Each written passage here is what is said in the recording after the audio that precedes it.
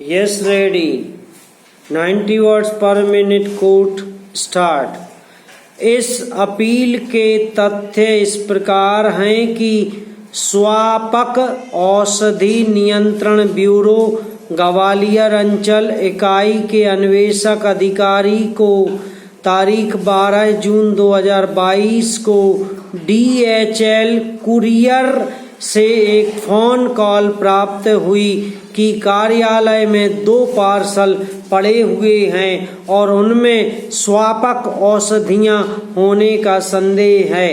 तदनुसार स्वापक औषधि नियंत्रण ब्यूरो ग्वालियर अंचल इकाई का एक दल HDL के कार्यालय पहुंचा। 2 पार्सल अभिगृहीत किए गए। पार्सलों में 325 ग्राम हीरोइन और 390 ग्राम स्यूडोफेड्राइन पाया गया। पार्सल सह अभियुक्त द्वारा, जो प्रत्यार्थी का कर्मचारी था, एक विदेशी नागरिक की प्रेरणा पर विदेशी गंतव्य के लिए बुक किए गए थे। प्रत्यार्थी स्वयं कुरियर एजेंसी का स्वत्वधारी है, जिसने आरंभ में विदेशी नागरिक से पार्सलों को बुक करने के लिए प्राप्त किया था। विशेष न्यायाधीश अभिलेख पर के संपूर्ण साक्ष्य पर विचार करने के पश्चात इस निष्कर्ष पर पहुंचे कि प्रत्यार्थी के विरुद्ध अपराध सिद्ध होता है, किंतु सह अभियुक्त को इस आधार पर संदेह का फायदा प्रदान किया गया कि वह मात्र एक कर्मचारी था जो प्रत्यार्थी की प्रेरणा पर कार्य कर रहा था।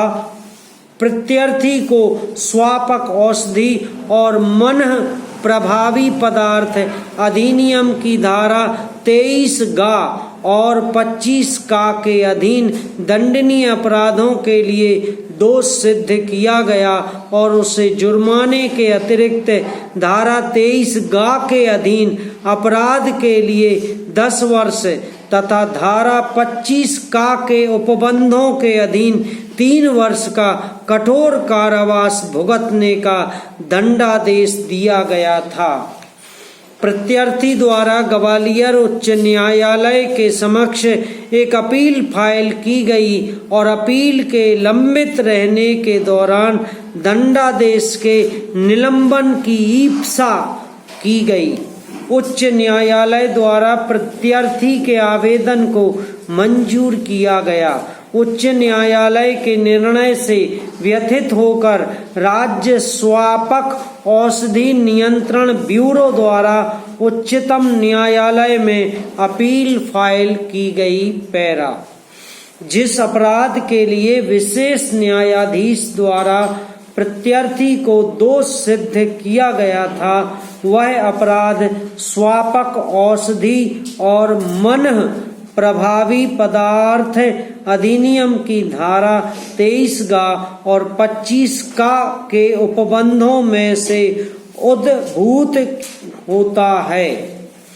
विद्वान विशेष न्यायाधीश के निष्कर्ष से कामा, जो प्रस्तुत किए गए साक्ष्य के आधार पर विचारण के पश्चात निकाले गए थे, यह उपदर्शित होता है कि प्रत्यार्थी, जो एक कुरियर एजेंसी का स्वत्वधारी था, जो उन 2 पार्सलों को बुक करने में एक विदेशी नागरिक के साथ सह अपराधी था, जिनमें 325 ग्राम हीरोइन और 390 ग्राम स्यूडोफेड्राइन पाई गई थी।